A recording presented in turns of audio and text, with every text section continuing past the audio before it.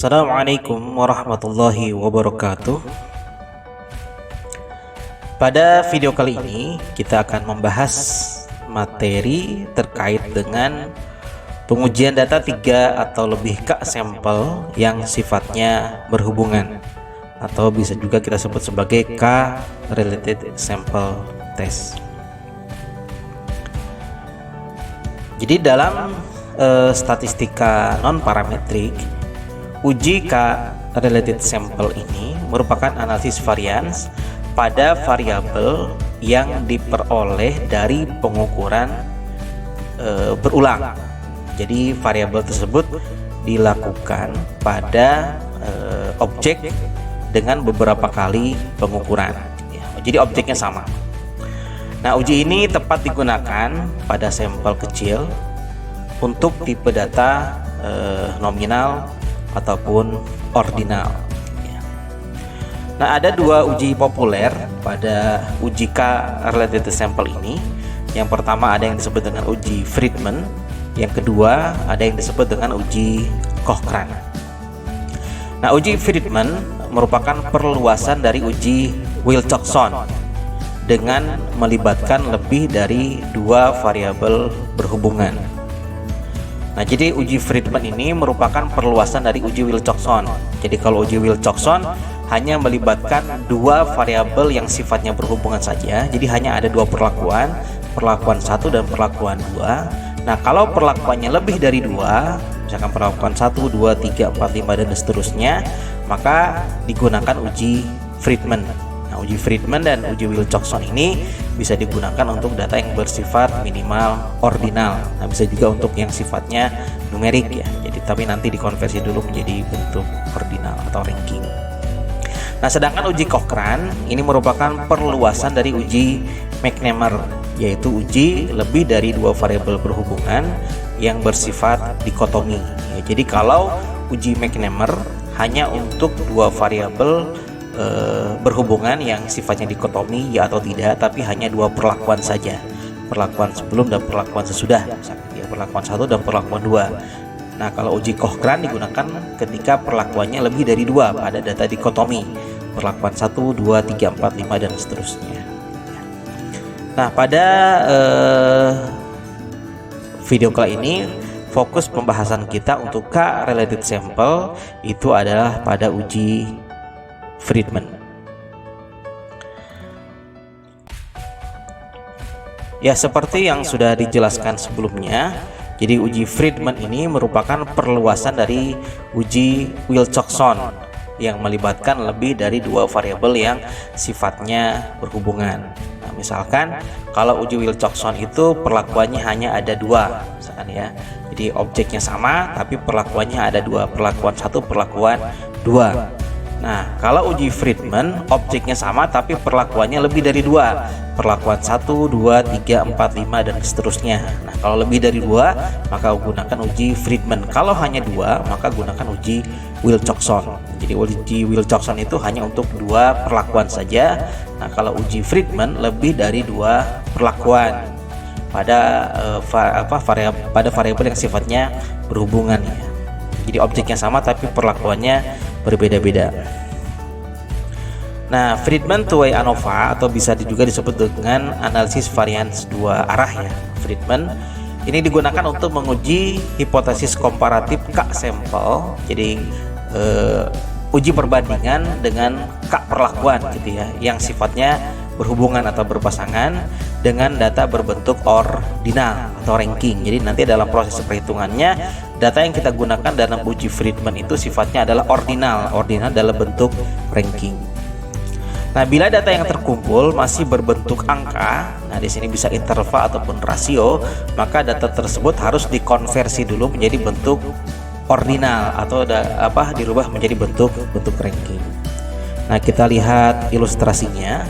Nah, di tabel pertama, nah ini adalah struktur data untuk data awal, misalkan ya datanya masih berbentuk numerik. Nah, misalkan ini di kolom pertama ada kolom pengamatan, ini adalah objek variabel objek pengamatannya ya, respondennya lah gitu ya. Jadi objek 1, pengamatan 1, pengamatan 2, pengamatan 3 sampai seterusnya. Nah, kalau di sini di kolom selanjutnya itu adalah pengukuran atau perlakuan. Nah, pengukurannya 1, 2, 3, 4, 5 sampai ke K pengukuran. Nah, kalau hanya dua pengukuran saja, pengukuran 1, pengukuran 2, nah berarti bisa kita gunakan uji Wilcoxon. Nah, kalau pengukurannya lebih dari 2, misalkan 3, 4, 5 sampai K pengukuran, maka kita gunakan uji Friedman. Nah, jadi di struktur data awal ini datanya masih bertipe numerik gitu ya. Nah, ketika kita ingin menguji dengan menggunakan uji Friedman, nah maka data yang sifatnya numerik ini kita konversi menjadi bentuk ranking. Nah, kalau di kolom pertama sama ya, itu adalah pengamatannya atau objeknya. Nah, di kolom selanjutnya di pengukuran, nah pengukuran pertama misalkan, nah kalau di tabel yang atas itu kan X11, X21 sampai X ke N1. Nah, di sini bentuknya masih numerik misalkan. Nah, kemudian nanti kita rubah menjadi bentuk ranking gitu ya. Jadi R11 yang awalnya X11, lalu di sini R12 awalnya X12 dan seterusnya. Nah, jadi di sini datanya sudah berbentuk ranking. Nah, cara perankingannya nanti teknisnya kita bahas secara detail di contoh kasus, tapi sederhananya adalah nanti perumusan rankingnya mengurutkan dari kiri ke kanan. Jadi misalkan ini sampel pertama X11, X12, X13, X14, nanti kita ranking dari yang terkecil sampai yang terbesar 1, 2, 3, 4 gitu ya. Nah, pengamatan kedua juga sama berdasarkan data awal di pengamatan kedua. Nah, kita urutkan dari yang terkecil sampai yang terbesar.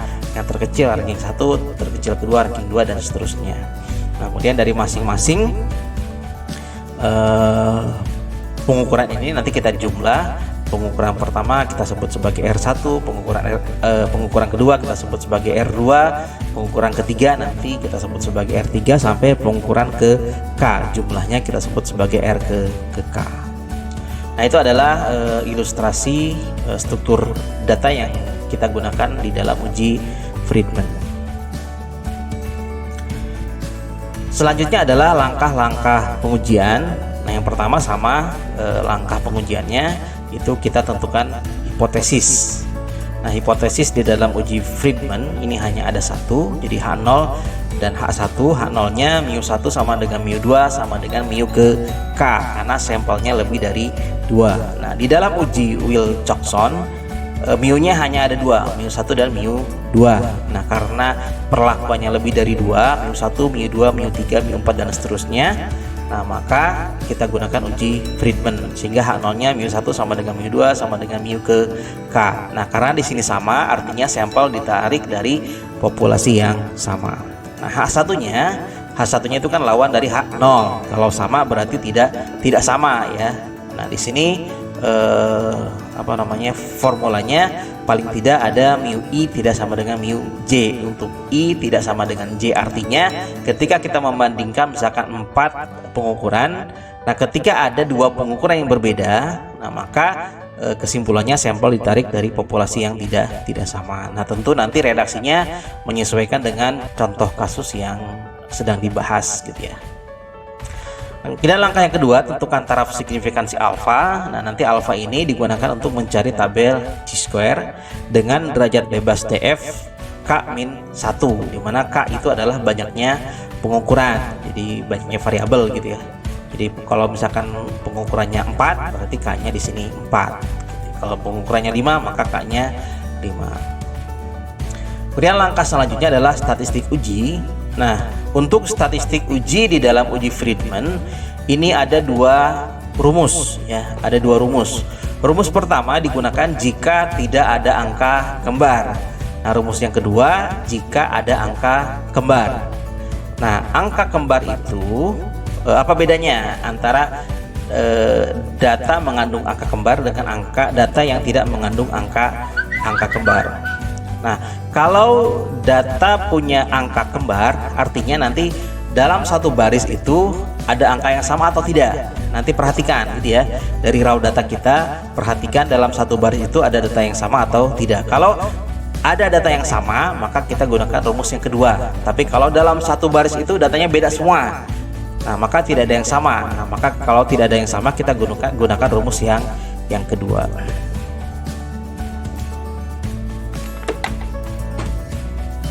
Nah, di sini X kuadrat itu adalah rumus C square. Nah, rumusnya untuk jika tidak ada angka kembar, di sini 12 dibagi 12 ini sudah ketentuan. 12 dibagi N dikali K plus 1. Nah, di mana N itu adalah banyaknya baris atau banyaknya responden ya, banyaknya responden. Nah, lalu K itu adalah banyaknya kolom atau banyaknya pengukuran. Dikali sigma RJ dikuadratkan.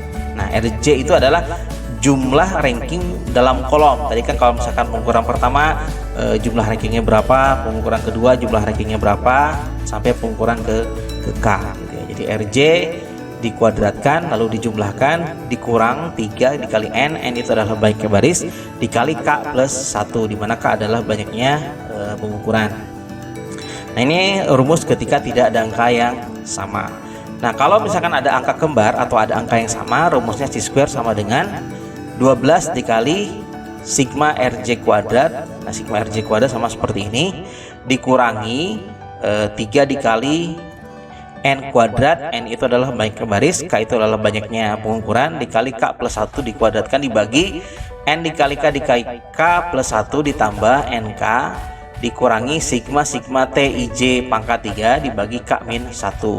Nah, di sini untuk yang RJ sama seperti yang di sebelah kiri ya. Kemudian N dengan K-nya sama juga, itu adalah banyaknya baris dan K adalah banyaknya kolom. Nah, yang berbeda adalah di sini sigma TIJ pangkat 3. Nah, jadi TIJ adalah banyaknya angka sama pada ranking tertentu. Nah, nanti mungkin kalau kita melihat penjelasan ini agak sulit. Nah, akan lebih mudah nanti ketika kita bahas dengan menggunakan contoh kasus. Nah, itu adalah statistik ujinya. Nah, kemudian langkah yang keempat itu adalah kriteria uji. Nah, kriteria uji di dalam uji chi-square ini hanya ada satu. Jadi jika nilai chi-square hitung lebih besar daripada chi-square tabel, maka H0 ditolak. Jika nilai chi-square hitung lebih kecil daripada chi-square tabel, maka H0 diterima. Nah, langkah yang kelima adalah kesimpulan. Nah, di dalam uji Friedman ini ada yang disebut dengan uji lanjut. Nah, uji lanjut ini nanti tergantung dari kesimpulannya. Apakah kesimpulan dari uji hipotesis ini diterima atau ditolak. Kalau misalkan diterima, H0 diterima misalkan, artinya kan tidak ada perbedaan. Kalau tidak ada perbedaan berarti tidak perlu dicari mana yang berbeda, mana yang tidak berbeda, karena semuanya sama. Kalau semuanya sama otomatis tidak ada yang berbeda. Nah, kalau misalkan kesimpulannya H0 ditolak, artinya ada perbedaan. Kalau ada perbedaan, maka harus kita cari mana saja yang berbeda, mana saja yang tidak berbeda. Bisa saja misalkan kita punya 4 perlakuan 1, 2, 3, 4. Nah, kesimpulannya adalah keempat-empatnya melalui uji Friedman itu berbeda keempatnya. Tapi perlu kita uji lanjut. Kita bandingkan antara perlakuan 1 dengan perlakuan 2, 1 dengan 3, 1 dengan 4, 2 dengan 3, 2 dengan 4, 3 dengan 4 dan seterusnya. Nah, maka di dalam uji Friedman itu ada yang disebut dengan uji lanjut. Nah, uji lanjut ini dilakukan jika kesimpulannya H0 ditolak. Nah, kalau kesimpulannya H0 diterima, tidak perlu dilakukan uji lanjut. Nah, karena diperkirakan paling sedikit ada satu perlakuan yang berbeda, maka akan dicari perlakuan mana saja yang berbeda untuk dilakukan yang berbeda dengan dilakukan uji sebagai berikut. Nah, yang pertama adalah kita buat hipotesisnya. Nah, hipotesisnya di sini kita bandingkan 2 perlakuan. Jadi kalau misalkan di dalam uji Friedman itu kita punya 4 perlakuan. Perlakuan 1, 2, 3, 4. Nah, kalau hipotesis uji Friedman kan tadi mu1 sama dengan mu2 sama dengan mu3 sama dengan mu4. Jadi keempat-empatnya dibandingkan. Nah, kalau di dalam uji lanjut ini kita bandingkan per 2 perlakuan. Nah, sebetulnya uji lanjut ini kurang lebih hampir sama, berarti seperti uji Wilcoxon ya. Kita bandingkan antar 2 perlakuan. Nah, H0-nya theta U sama dengan theta V, H1-nya bisa satu arah bisa 2 arah. Jadi tergantung dari apa yang ingin kita ketahui gitu ya. Kalau kita ingin mengetahui apakah ada perbedaan di antara 2 perlakuan, maka kita gunakan 2 arah. Kalau kita ingin mencari mana yang lebih besar selisihnya, mana yang lebih kecil selisihnya, maka kita gunakan satu arah. Nah, untuk kriteria ujinya di sini tolak H0 jika, nah ini kita gunakan kriteria yang lebih ringkas ya. Jadi mau satu arah ataupun 2 arah kriterianya kurang lebih hampir sama. Nah, kalau kita gunakan hipotesis satu arah, baik ke kanan ataupun ke kiri, nah kita gunakan satu kriteria uji, gitu ya. Nah, di sini tandanya kita gunakan tanda mutlak, gitu ya. Jadi mutlak ini supaya nanti baik ke kiri ataupun ke kanan kita gunakan kriteria yang sama. Jadi RU dikurangi RV dimutlakan. RU itu adalah ranking untuk perlakuan U, RV adalah ranking untuk perlakuan V. Jadi kan kita bandingkan antar dua perlakuan ya. Nah, maka di sini perlakuan 1 dikurangi perlakuan 2. Misalkan perlakuan 1 kita simbolkan dengan U, perlakuan kedua kita simbolkan dengan V sesuai dengan hipotesisnya. Oke, jadi ini simbolik saja. Jika selisih RU dikurangi RV dimutlakan, jadi selalu akan positif, lebih besar sama dengan Z alfa per K dikali K min 1. Jadi alfa itu adalah taraf signifikansinya, jadi K dikali K min 1. Nanti ini bagian pertama ini yang dilingkari ya, itu kita cari nilai Z tabelnya dikali akar dari N dikali K min 1 dibagi 6. Jadi N itu adalah jumlah banyaknya pengamatan ya, objeknya. K itu adalah banyaknya pengukurannya atau perlakuannya. Nah, kalau hipotesisnya dua arah, berarti H1-nya theta U tidak sama dengan theta V. Nah, tolak H0 jika selisih RU dikurangi RV yang dimutlakan, jadi selalu positif, lebih besar sama dengan Z alfa per 2 dikali K min 1 dikali akar dari N dikali K min 1 per 6. Nah, yang berbeda antara satu arah dengan dua arah adalah ketika kita mencari Z tabelnya. Nah, ketika kita gunakan satu arah, Z tabelnya di sini alfa saja.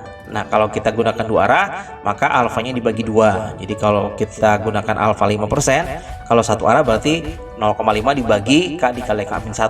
Nah, kalau hipotesisnya dua arah berarti 0,05 dibagi 2 dulu gitu ya. Baru dibagi K dikali K min 1. Nah, kalau kesimpulannya di luar ini, maka kesimpulannya adalah H0 diterima. Nah, itulah langkah-langkah pengujian di dalam uji Friedman. Berikut dengan uji lanjutnya. Nah, selanjutnya adalah contoh kasus. Dalam upaya meningkatkan produktivitas pekerja, manajer produksi PT Duta Makmur memberi 10 pekerja sebagai sampel dengan beberapa kondisi kerja yang berbeda.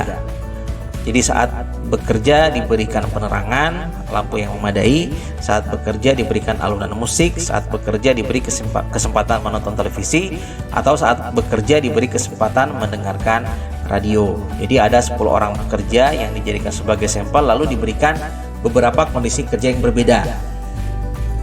Nah, jika mampu mencapai produksi tertentu, seorang pekerja akan mendapatkan bonus. Nah, perlakuan diberikan secara bergantian. Jadi 10 orang pekerja ini diberikan kurang lebih 5 perlakuan ya. Penerangan, alunan musik, menonton televisi, mendengarkan radio, dan mendapatkan bonus gitu ya. Pada minggu pertama diberikan tambahan lampu. Jadi dalam satu minggu itu diberikan tambahan lampu lalu dicatat produktivitasnya gitu ya. Nah, kemudian minggu kedua lampu tambahan ditiadakan. Nah, diganti dengan alunan musik gitu ya. Jadi minggu pertama tadi diberikan tambahan lampu, dicatat produktivitasnya dalam satu minggu. Lalu minggu kedua perlakuannya diganti dengan alunan musik. Nah, nanti dalam satu minggu itu bagaimana produktivitas kerjanya. Lalu minggu ketiga juga sama, perlakuannya diganti dengan menonton televisi, dicatat produktivitasnya. Lalu minggu kelima juga sama sampai minggu keempat sampai minggu kelima. Kemudian supervisor menghitung produktivitas roti yang dihasilkan untuk setiap perlakuan dengan hasil sebagai berikut. Nah, ini adalah hasilnya. Jadi kita punya 10 orang pekerja. Nah, pekerja A saat diberikan perlakuan lampu produktivitasnya adalah 12, saat musik 11, saat televisi 21, saat radio 21, saat bonus 35. Lalu pekerja B saat diberikan lampu 11, musik 19, B saat televisi 25, saat radio 19, saat bonus 34, dan seterusnya sampai pekerja ke J. Jadi kan orang di lampu, di musik, di televisi, di radio ataupun di bonus orangnya sama-sama pekerja A sampai pekerja J. Nah, jadi sifat dari variabel yang kita gunakan itu sifatnya berhubungan atau diambil dari objek yang sama. Nah, dari data di atas, manajer produksi ingin mengetahui apakah ada perbedaan nyata pada produktivitas pekerja dengan memberikan kondisi kerja yang berbeda. Gunakan taraf signifikansi 5%. Jadi kita ingin melihat apakah ada perbedaan kinerja ketika diberikan perlakuan lampu, musik, televisi, radio, dan bonus. Nah, karena di sini perlakuannya lebih dari 2, maka kita gunakan uji Friedman. Nah, kalau perlakuannya hanya ada 2, misalkan lampu dan musik saja, nah maka cukup kita gunakan uji Wilcoxon, gitu ya. Kalau misalkan hanya musik dan televisi saja, gitu ya, itu hanya ada 2, maka gunakan uji Wilcoxon. Nah, tapi karena di sini perlakuannya lebih dari 2, ada 5 ya, di sini lampu, musik, televisi, radio, dan bonus, maka yang kita gunakan adalah uji Friedman. Nah, kita coba jawab langkah-langkah pengujiannya seperti yang sudah dijelaskan di awal. Yang pertama kita tentukan hipotesis. Nah, H0-nya. Nah, di sini mu1 sama dengan mu2 sama dengan mu3 sama dengan mu4 sama dengan mu5. Karena tadi kita punya 5 perlakuan. Nah, karena kita punya 5 perlakuan, maka mu-nya ada 5 ya. Jadi mu1 sama dengan mu2 sama dengan mu3 sama dengan mu4 sama dengan mu5. Nah, H1-nya ada mu-I tidak sama dengan mu-J. Artinya ada 2 perlakuan yang berbeda di antara 5 perlakuan tadi. Nah, H0-nya H1-nya ini perbedaan kondisi kerja mengakibatkan perbedaan produktivitas kerja yang signifikan. Nah, kalau H1-nya ada perbedaan berarti H0-nya tidak ada perbedaan. Jadi perbedaan kondisi kerja tidak mengakibatkan perbedaan produktivitas kerja yang signifikan. Nah, jadi untuk redaksinya bebas gitu ya. Jadi bisa saja misalkan H1-nya tidak ada perbedaan produktivitas kerja dari kelima kondisi kerja misalkan. H1-nya tidak ada H1-nya tadi ada perbedaan produktivitas kerja dari kelima kondisi kerja. H0-nya berarti tidak ada perbedaan produktivitas kerja dari kelima kondisi kerja gitu. Redaksinya bebas, yang penting bisa menginterpretasikan notasi ini gitu ya. Kalau sama berarti sama gitu ya, tidak ada perbedaan. Kalau ada yang berbeda berarti ada perbedaan. Nah, kemudian langkah yang kedua, tentukan taraf signifikansi alfa. Nah, tadi kan alfa itu kita gunakan untuk mencari tabel chi-square. Nah, dari soal alfa kita kan 5% gitu ya. Alfa kita 5%, kalau kita desimalkan menjadi 0,005.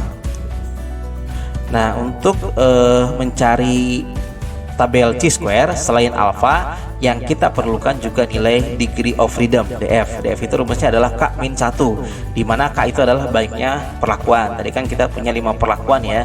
Ada lampu, musik, televisi, radio, dan bonus. Ada 5 perlakuan, maka DF-nya adalah 5-1 sama dengan 4.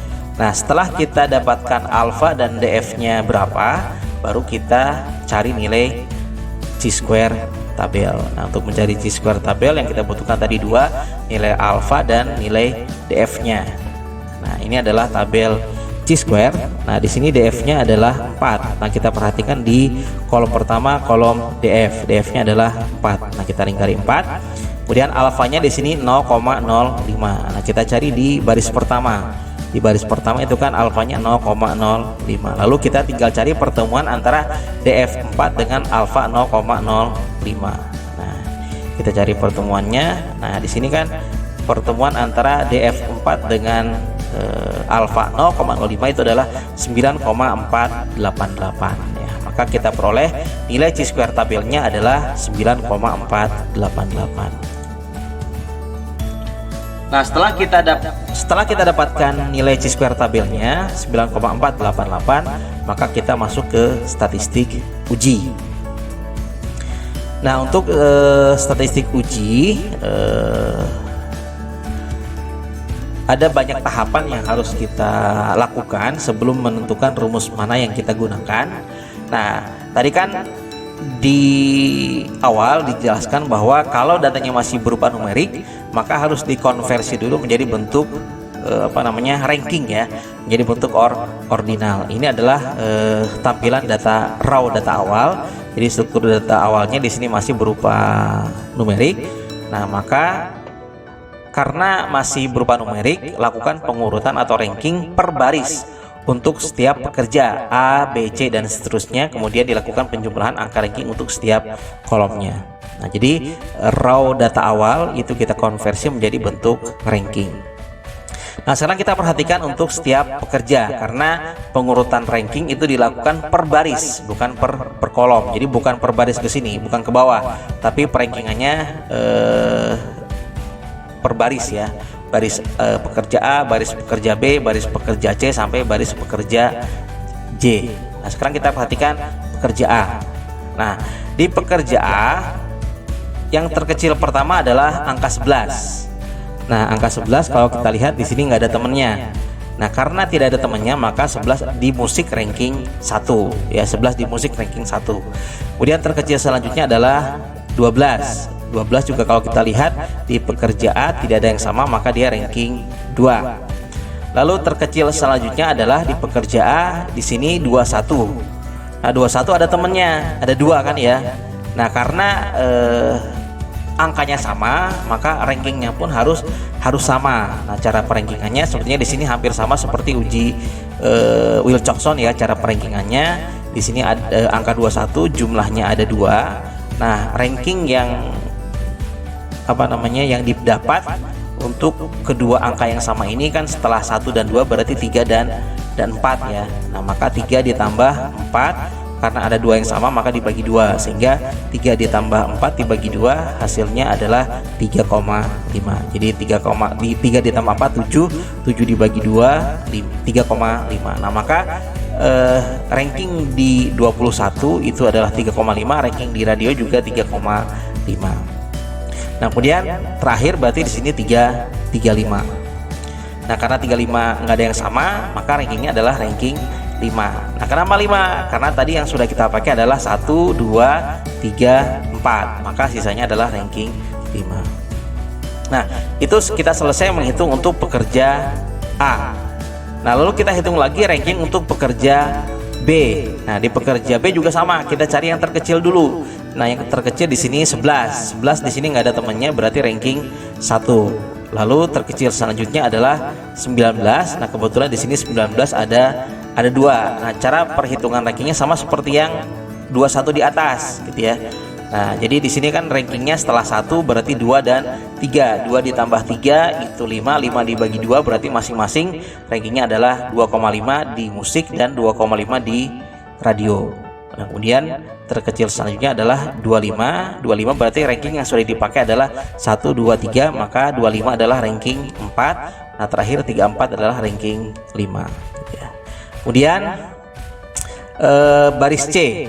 Baris C kita lihat terkecil pertama adalah 14. Nah, 14 nggak ada yang sama, berarti 14 di radio itu ranking 1. Kemudian terkecil selanjutnya adalah 15. Nah, berarti 15 di lampu itu ranking 2. Terkecil selanjutnya adalah 18. 18 di musik nggak ada temennya juga, berarti ranking 3. Kemudian terkecil selanjutnya adalah 28 di televisi, berarti 28 di televisi ranking 4. Kemudian terkecil selanjutnya 39 di bonus, itu adalah ranking 5.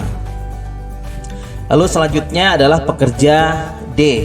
Nah, pekerja D terkecil pertama adalah 12.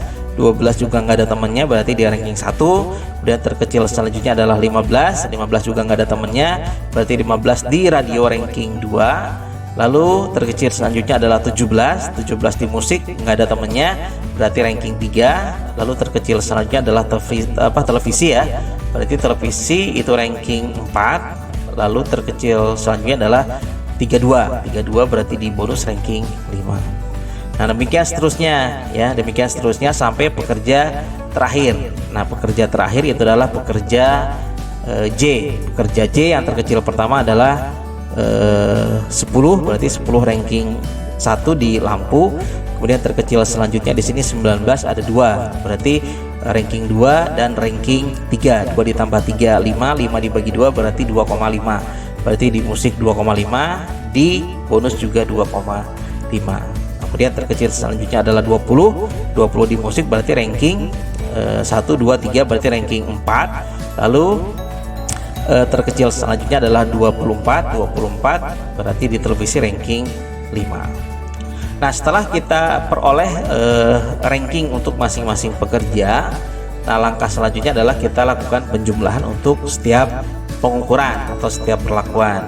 Nah, kita jumlahkan ranking untuk masing-masing baris. Nah, misalkan di sini untuk lampu berarti 2 ditambah 1 ditambah 2 ditambah 1 tambah 1 tambah 1 dan seterusnya.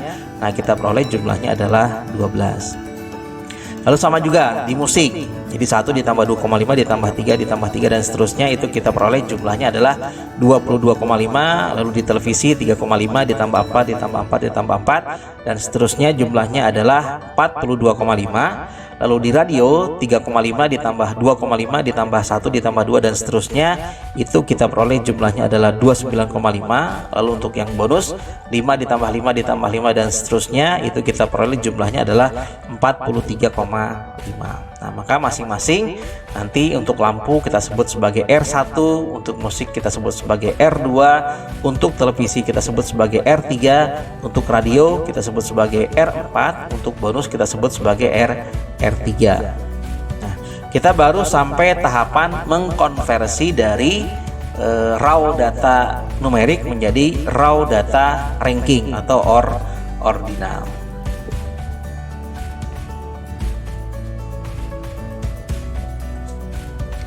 Nah, statistik uji selanjutnya adalah baru masuk ke proses perhitungan.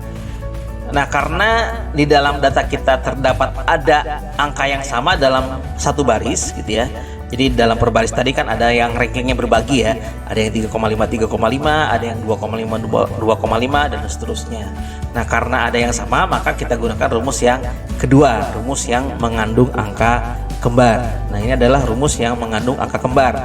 X kuadrat sama dengan 12 dikali sigma RJ kuadrat dikurangi 3 dikali N kuadrat dikali K plus 1 dikuadratkan dibagi N dikali K plus 1 ditambah N dikali K dikurangi sigma TIJ pangkat 3 dikali K dibagi K dikurang 1. Nah, di sini kan untuk RJ ranking untuk masing-masing perlakuan tadi kan jumlahnya sudah kita hitung ya. R1, R2, R3, R4 dan seterusnya sudah kita dapatkan.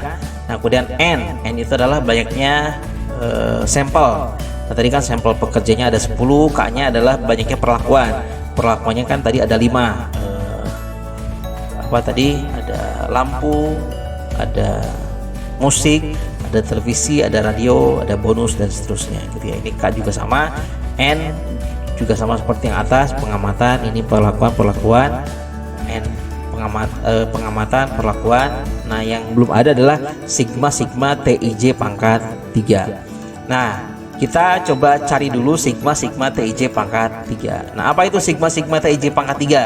Nah, sigma TIJ pangkat 3 itu adalah banyaknya angka sama pada ranking tertentu. Banyaknya angka sama pada ranking tertentu. Nah, mungkin kalau kita melihat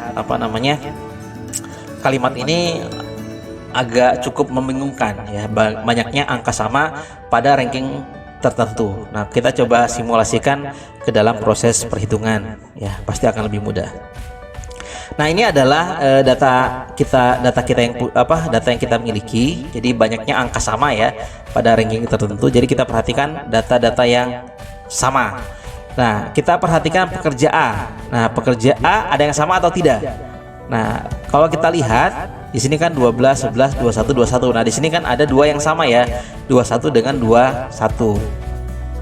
Nah, T ini menunjukkan banyaknya angka sama dalam satu baris. Nah, di sini kan pekerja A ada 2 yang sama kan ya, 21 21 berarti T-nya 2. Nah, pangkat 3. Karena pangkat 3 itu mengikuti yang di sini.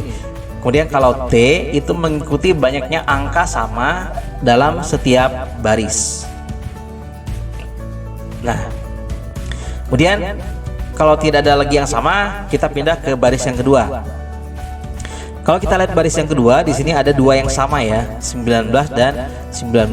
Nah, berarti karena ada dua berarti ditambah 2 pangkat 3. Kenapa ditambah? Karena di sini sigma. Sigma berarti kan dijumlahkan. Nah, itu baris yang kedua. Nah, lalu kita lihat baris yang ketiga. Baris yang ketiga tidak ada yang sama, kita lewat. Kemudian baris yang keempat, pekerja D juga tidak ada yang sama. Lalu baris kelima pekerja E, di sini ada dua yang sama, 16 ada dua ya, berarti di sini juga ditambah 2 pangkat 3. Jadi pangkat 3-nya mengikuti ini, dua angka 2 ini mengikuti banyaknya angka yang sama di dalam satu baris. Lalu pekerja F di sini nggak ada yang sama. Pekerja G ada dua yang sama, 21 dan 21 ada dua, berarti ditambah 2 pangkat 3. Jadi di sini warnanya mengikuti ya. Baris pertama hijau, baris kedua coklat, kemudian selanjutnya merah, lalu selanjutnya biru, gitu biar nggak bingung. Kemudian baris yang ke H, pekerja ke-8 di sini kalau kita lihat tidak ada yang sama. Lalu pekerja I baris ke-9 ada dua yang sama, 21 dan 21. Nah, itu berarti ditambahkan lagi 2 pangkat 3. Lalu baris ke-10 pekerja J di sini kan ada dua yang sama, 19 dan 19, berarti 2 pangkat 3. Nah, ini sudah kita identifikasi banyaknya angka yang sama di dalam satu baris ya. Jadi ingat, identifikasi angkanya per baris bukan per kolom. Kalau per kolom kan di sini 12 12 dan seterusnya. Tapi yang kita perhatikan adalah per baris. Nah, di sini kan per baris ada berapa yang sama? 1 2 3 4 5 6. Jadi baris pertama, baris kedua, baris ketiga, baris keempat, baris kelima, baris ke-6. Nah, ternyata dari 10 pekerja ada 6 baris yang memiliki data yang sama. Nah, lalu langkah selanjutnya apa? Nah, yang sudah kita identifikasikan yang angkanya sama. Nah, sekarang bagaimana angka yang berdiri sendiri atau yang tidak ada yang sama? Nah, di sini misalkan pertama di pekerja A, ini kan 12 ya. 12 nggak ada yang sama, berarti T-nya 1 ditambah 1 pangkat 3. Nah, di sini karena 1 berarti 1 pangkat 3 karena nggak ada yang sama. Nah, di sini juga sama, berarti yang 11 kan nggak ada yang sama, berarti ditambah 1/3. Nah, sampai di sini nanti 3,5 ditambah 1 pangkat 3 ditambah 1 pangkat 3 ditambah 1 pangkat 3 ditambah 1 pangkat 3 sampai yang terakhir. Sampai yang terakhir itu adalah angka 20 ditambah 1 pangkat 3 gitu. Jadi nanti semuanya dihitung ya. Selain yang bulat, ini berarti yang segi 4 elips gitu ya. Nanti itu berarti 1 pangkat 3 karena dia berdiri sendiri. Nah, setelah itu baru kita jumlahkan. Di sini kan 2 pangkat 3 ditambah 2 pangkat 3 ditambah 2 pangkat 3 ditambah 2 pangkat 3 ditambah 2 pangkat 3 ditambah 2 pangkat 3. 2 pangkat 3 berarti kan 8 ya. 2 kali 2 4, 4 kali 2 8. Berarti di sini ada 1 2 3 4 5 6, 1 2 3 4 5 6. Ada 8. Ada 6 yang jumlahnya 8. Lalu ditambah, ini ada berapa nih?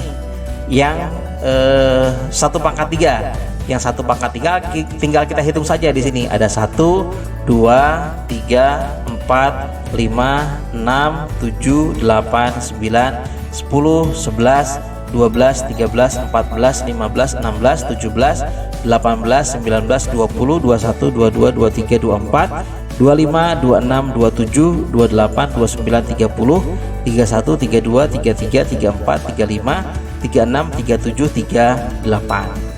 Nah, berarti ada 38 yang 1 pangkat 3. Kalau 1 dipangkatkan berapapun kan hasilnya 1 ya. Berarti ditambah 38. Maka 8 tambah 8 tambah 8 tambah 8 tambah 8 tambah 8 ditambah 38, hasilnya adalah 86. Nah, sehingga kita peroleh sigma T IJ-nya adalah 86. Nah, semua komponen yang sudah kita dapatkan tadi di hitungan sebelumnya kan R1-nya 12, R2-nya 22,5, R3-nya 42,5, R4-nya 29,5, R5-nya 43,5, N-nya 10, K-nya 5. Nah, semua komponen yang sudah kita dapatkan baru kita substitusi ke dalam rumus Chi-square ini.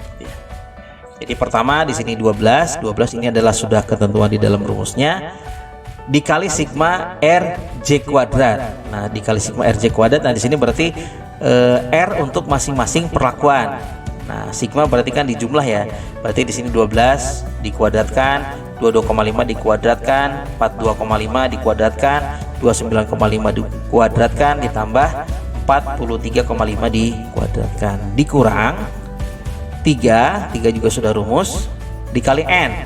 N-nya di sini adalah 10, berarti 10 kuadrat dikali K, K-nya adalah 5, banyaknya perlakuan, dikali K plus 1 berarti 5 plus 1 dikuadratkan, lalu dibagi di sini N dikali K berarti 10 dikali 5 dikali K plus 1 berarti 5 plus 1 ditambah N dikali K berarti 10 dikali 5 dikurang sigma TIJ pangkat 3. Nah, sigma TIJ pangkat 3 ini satu paket, sudah kita hitung, itu nilainya adalah 86. Jadi tidak perlu dipangkat 3-kan lagi karena di sini sudah dihitung dalam satu kesatuan gitu. Jadi 86 dikurang K min 1 berarti 5 min 1. Nah, tinggal kita teruskan hitungannya. Berarti di sini 12.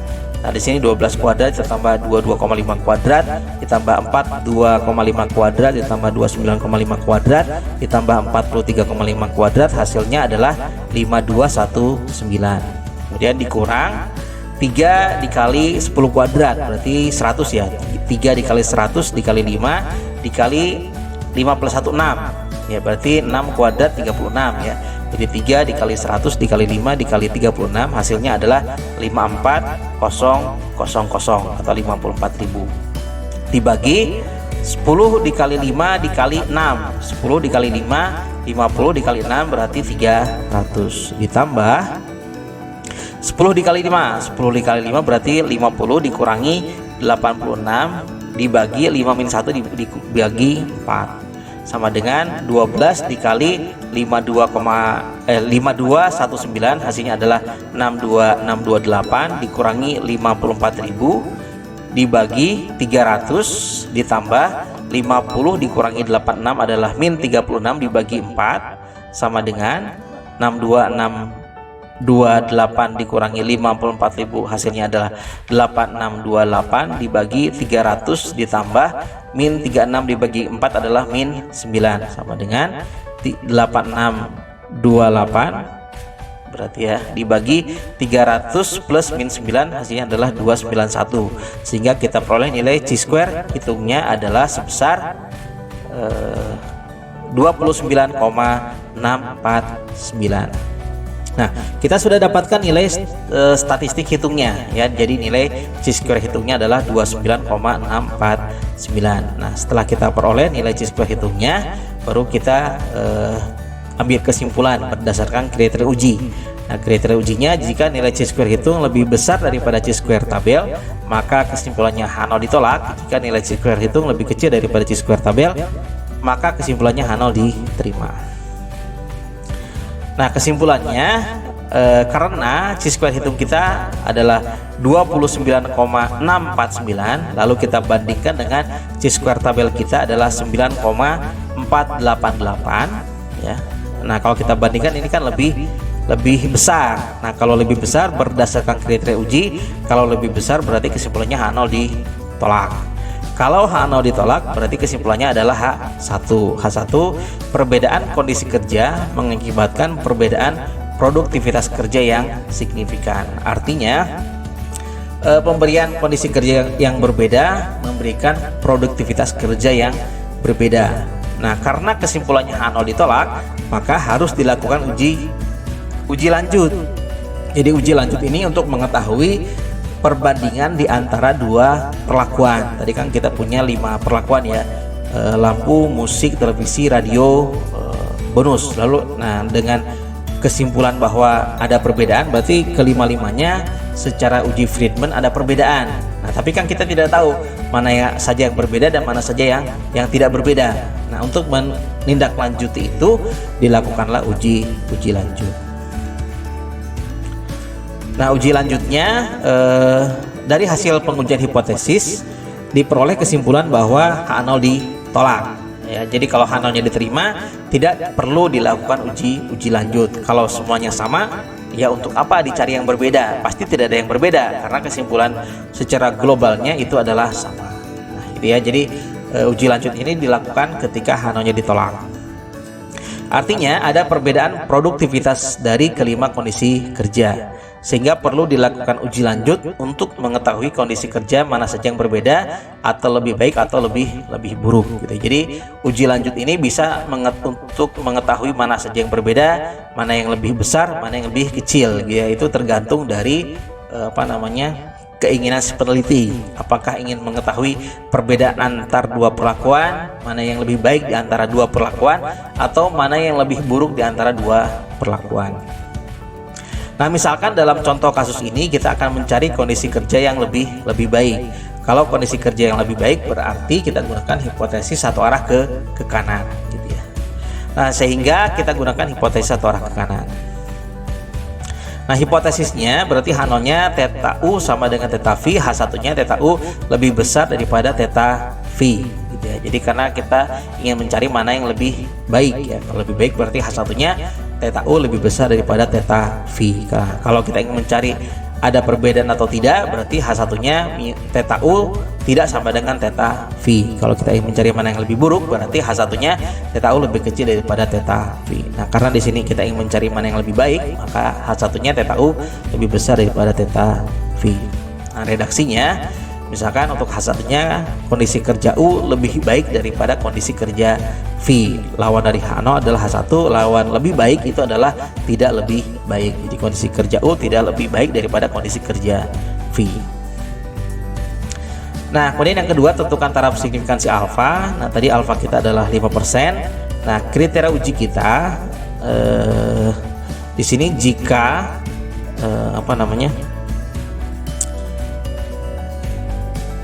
ini satu arah ke kanan ya tadi ya. Jika mutlak RU dikurangi RV, jadi kita bandingkan dua perlakuan, lebih besar sama dengan Z alfa dibagi K dikali K-1 dikali N dikali K dikali K-1/6. Jadi jika selisih ini lebih besar daripada hasil hitung ini, maka H0 ditolak. Jika lebih kecil maka H0 diterima. Nah, RU dikurangi RV ini kan sudah kita peroleh sebelumnya ya. Jadi ranking untuk jumlah ranking untuk masing-masing perlakuan itu kan sudah kita dapatkan tadi, R1, R2, R3, R4 dan R5. Nah, yang belum kita hitung adalah ini, yang persamaan yang saya berikan tanda kotak ya. Jadi Z alfa dibagi K dikali K-1 dikali akar dari N dikali K dikali K-1 dibagi 6 ya. Nah, misalkan kita bagi menjadi dua kondisi ya, kita pisah perhitungannya. Ini kondisi A, ini kondisi. Nah, untuk kondisi A itu kita cari di tabel Z. A itu kita hitung dengan cara Z. Nah, di sini kan untuk mencari tabel Z itu kita perlu pertama kita hitung nilai P-nya dulu ya. P-nya 1 dikurang alfa per K dikali K-1. Jadi kalau yang Z biasa itu kan 1 min alfa atau 1 min alfa per 2. Nah, kalau di sini P-nya adalah 1 dikurangi alfa dibagi K dikali K-1. Nah, di sini didapat dari sini ya.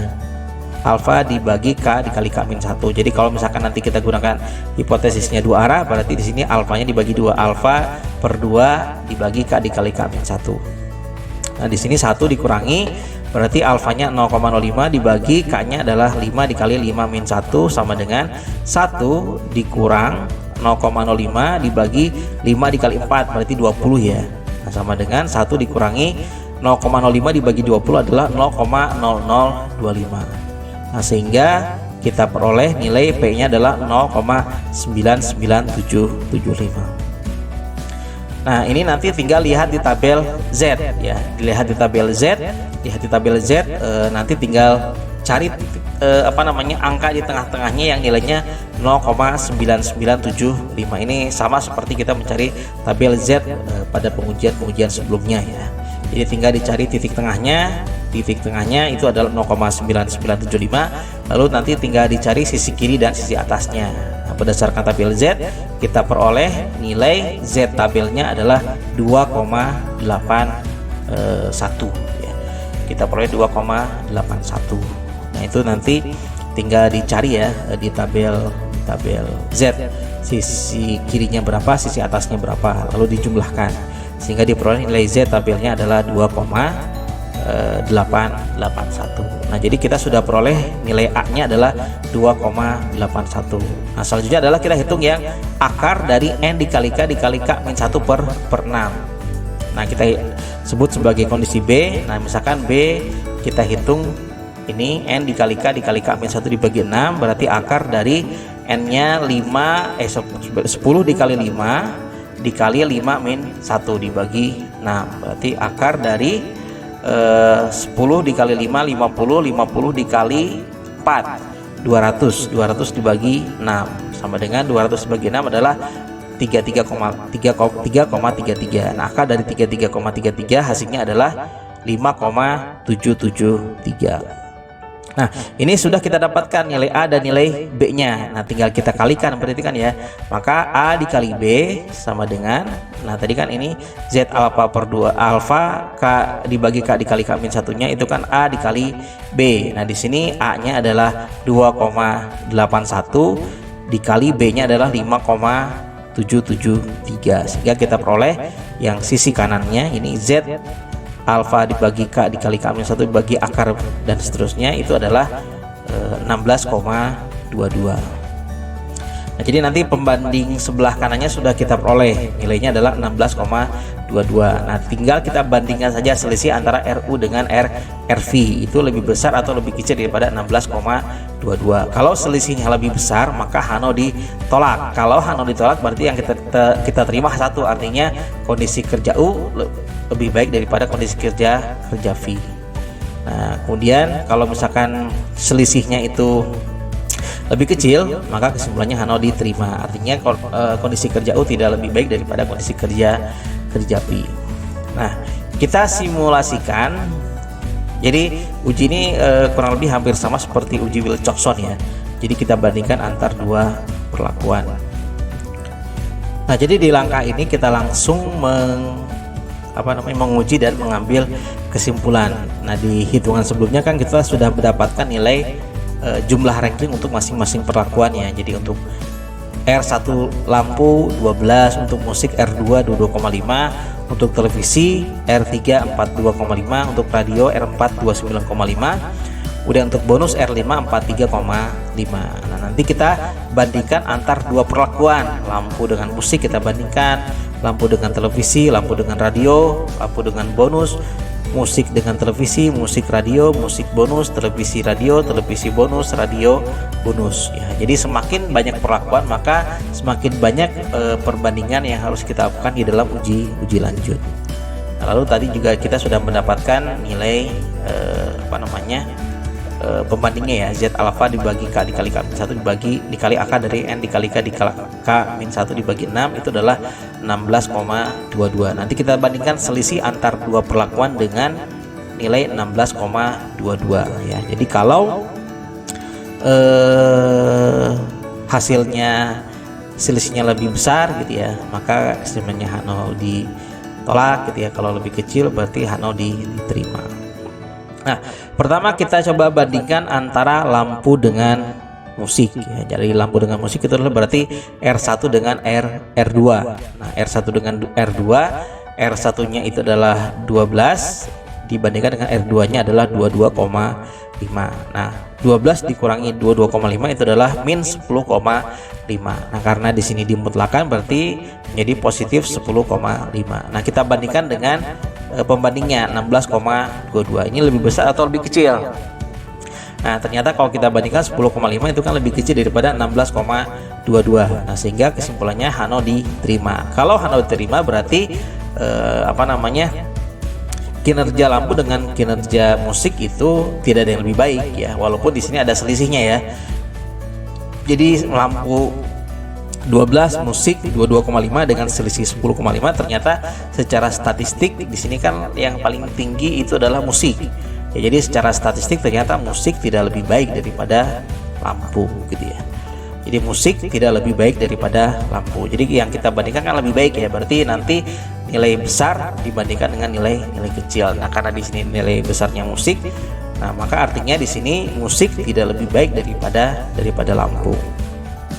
Lalu yang kedua itu kan di sini lampu dengan televisi. Lampu dengan televisi berarti kita bandingkan antara R1 dengan R3. Nah, R1 rankingnya adalah 12, R3 adalah 42,5. Berarti 12 dikurangi 42,5 itu adalah min 30,5. Nah, kita mutlakkan menjadi positif itu 30,5, lalu kita bandingkan dengan 16,22. Nah, ini kan lebih besar. Kalau lebih besar berarti Hano diterima. Kalau Hano diterima, karena lebih besar berarti Hano ditolak. Kalau Hano ditolak berarti lebih baik. Nah, siapa yang lebih baik?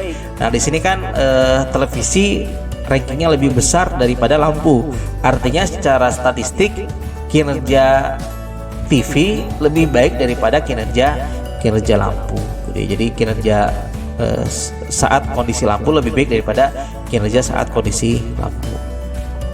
Lalu yang ketiga berarti lampu dengan radio, R1 dengan R4. R1-nya 12,5, R2-nya 29,5. Nah, kita hitung selisihnya itu adalah 17,5 min 17,5, kita mutlakkan menjadi 17,5, kita bandingkan dengan 16,22, ini lebih besar. Kalau lebih besar berarti Hano ditolak, kesimpulannya lebih baik. Nah, kalau lebih baik, mana yang lebih baik? Oh, ternyata di sini radio kan lebih tinggi ya daripada lampu. Nah, ternyata secara statistik kinerja kondisi radio lebih baik daripada kinerja kondisi lampu. Lalu yang keempat, lampu dengan bonus ya. Lampu dengan apa nih? Lampu musik, lampu televisi, lampu radio. Oh, berarti di sini lampu bonus ya. Maaf ya. Lampu bonus. Ini lampu bonus.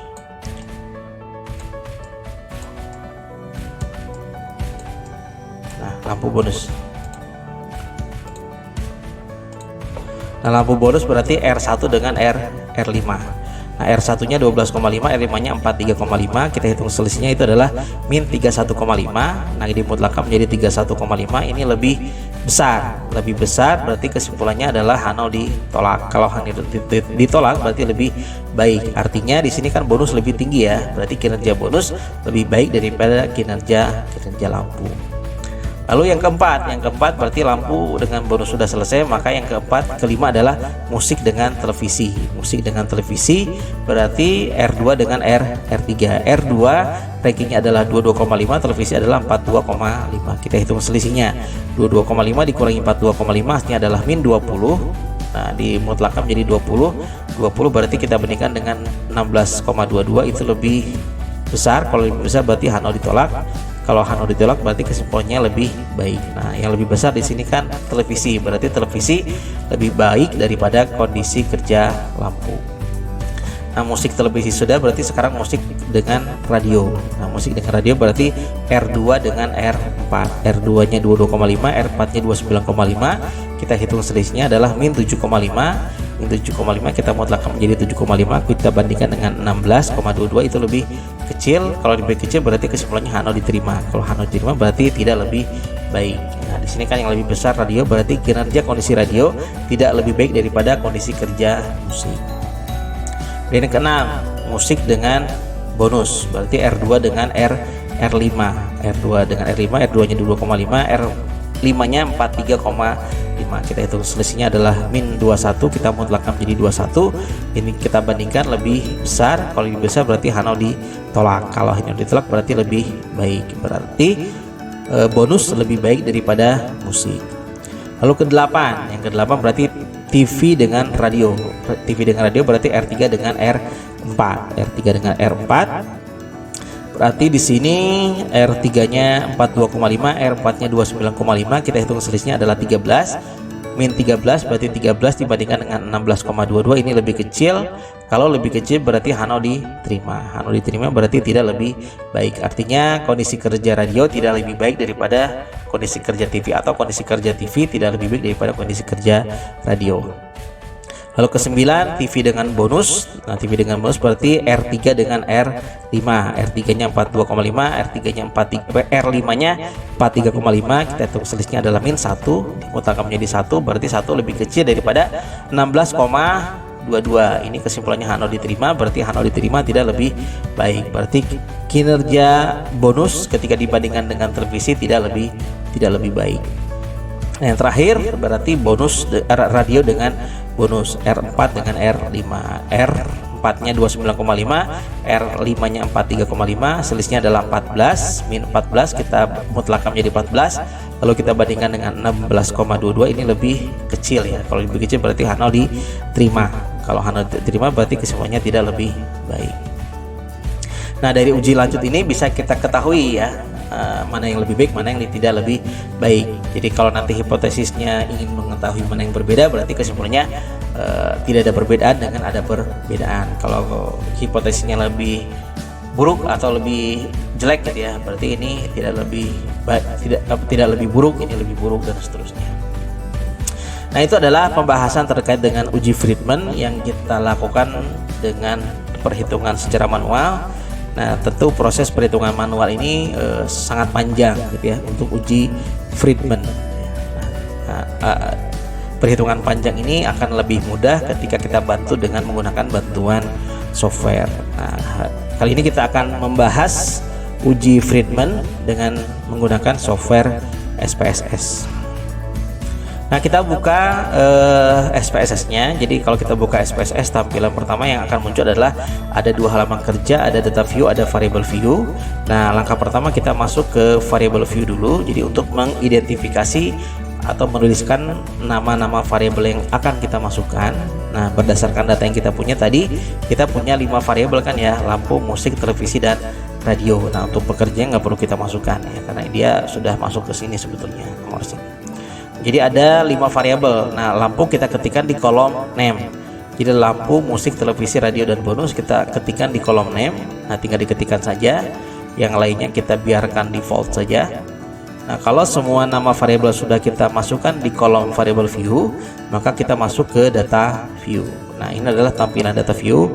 Jadi nama variabel sudah berubah sesuai dengan kita masuk yang kita input di variable view. Jadi ada variabel lampu, musik, televisi, radio, dan bonus. Nah, berdasarkan data ini kita tinggal masukkan saja. Untuk lampu ini kita masukkan ke variabel lampu, untuk musik, data musik kita masukkan ke musik, untuk data televisi kita masukkan ke data televisi, untuk radio kita masukkan ke data radio, untuk bonus kita masukkan ke kolom bonus. Nah, tinggal kita masukkan ke sini, kita pindahkan. Nah, ini adalah datanya. Nah, jadi proses input data sudah selesai. Langkah selanjutnya adalah kita langsung ke proses pengolahan data. Nah, untuk uji Friedman, langkah-langkahnya adalah pertama di sini kita klik analyze ya. Lalu dari serangkaian menu analyze itu ada pilihan non parametric test. Kita klik non parametric test, lalu nanti kita pilih lagi legacy dialog.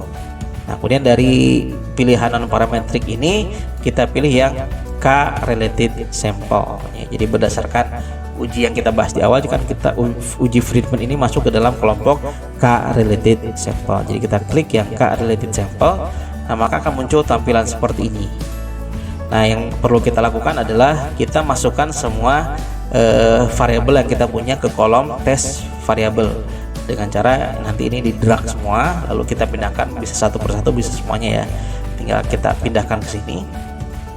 Nah, lalu di sini untuk tipe tesnya kita kan ingin mengolah dengan menggunakan uji Friedman. Jadi ketika kita langsung melakukan pengolahan data, defaultnya adalah uji Friedman ya. Jadi kalau kita ingin menggunakan uji yang lain ya tinggal di unchecklist, checklist yang uji yang kita inginkan.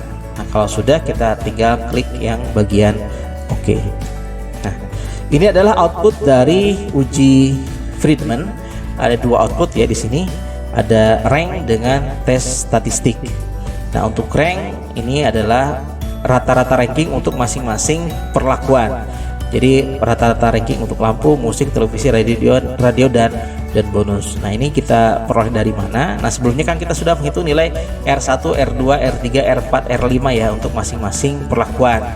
Nah, tadi untuk lampu rankingnya kan 12 ya, 12. Nah, untuk mendapatkan rankingnya berarti kan tinggal dibagi banyaknya data saja ya. Jadi R1 berarti 12 dibagi 10 adalah 1,2, maka di sini dapat 1,2.